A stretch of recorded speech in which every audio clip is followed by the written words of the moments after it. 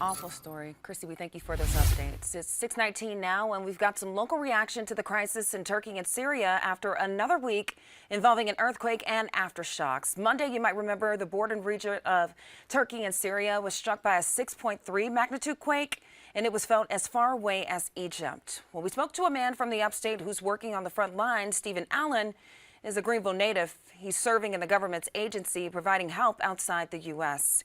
He arrived to Turkey following the February 6th quake, and he's currently leading disaster assistance response teams. Disease, there can be issues with getting clean water, issues with supply chain, which means getting basic necessities like food can be very difficult.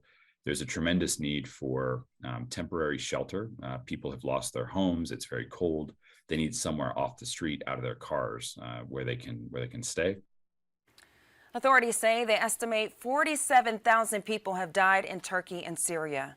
They also say at least 18 million people are still impacted.